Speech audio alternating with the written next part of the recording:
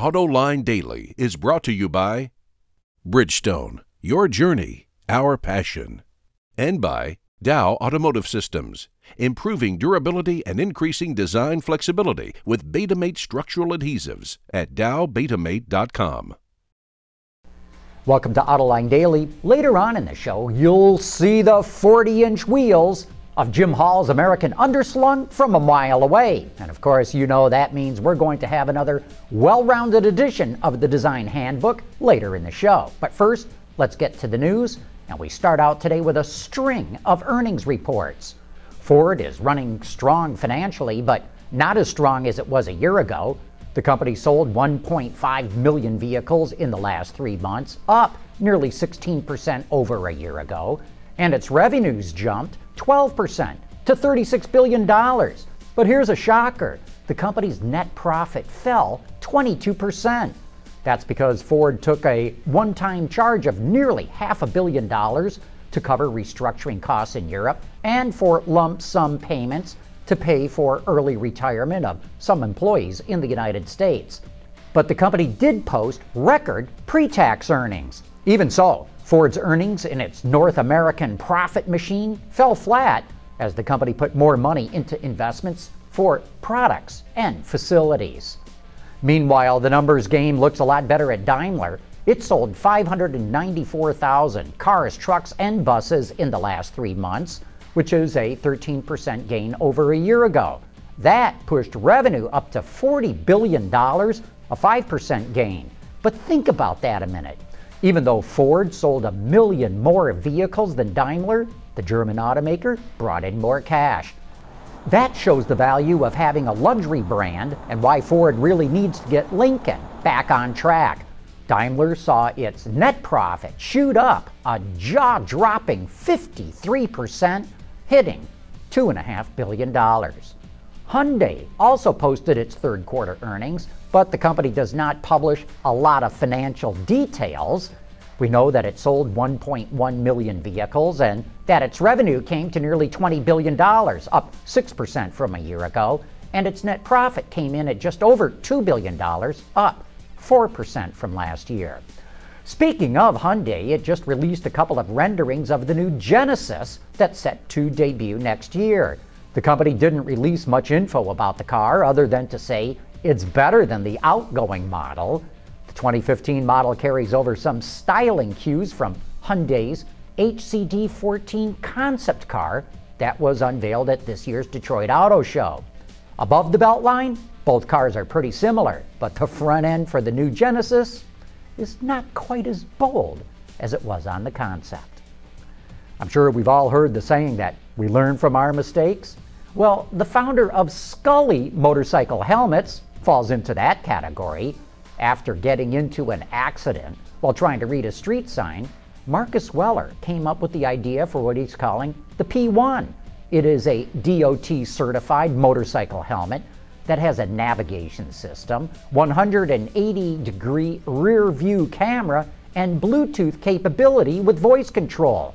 The P1 uses a head-up display to project the info on the bottom right corner of the visor out of the rider's primary field of vision.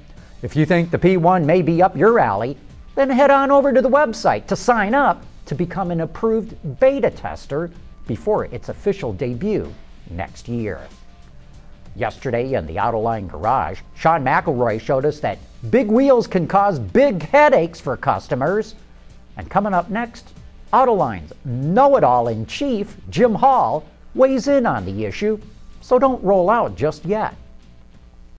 Dow Automotive Systems, driving solutions in automotive, commercial transportation, and aftermarket with innovative products like Betamate structural adhesives. Lighter, stronger, safer. dowbetamate.com.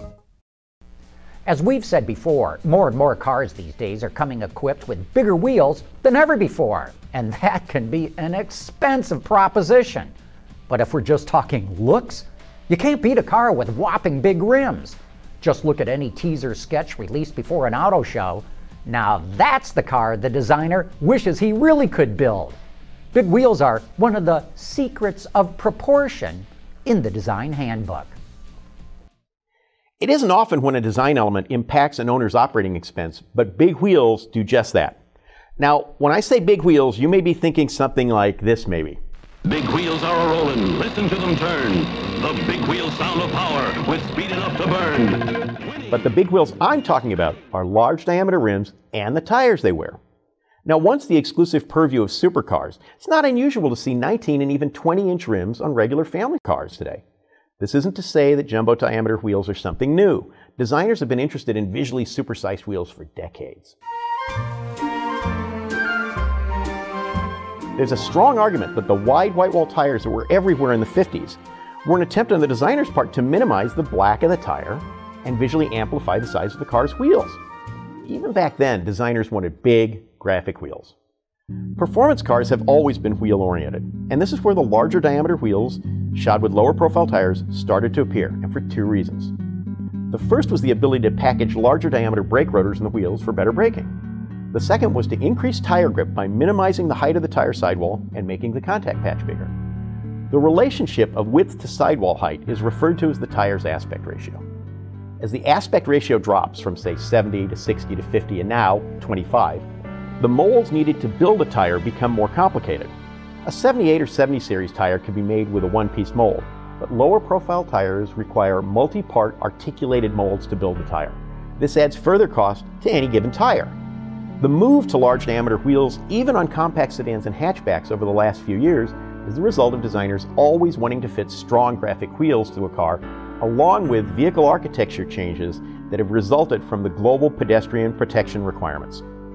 These regulations have seen hood lines and cowl heights rise along with the rest of the car after the A-pillar. The best example of the effect of PedPro on a car is BMW's 7 Series. The optional 18-inch wheels on this 2000 E38 7 Series look well-sized for the car and almost big. On the latest iteration of the big sedan, the base 18-inch wheels look almost petite by comparison.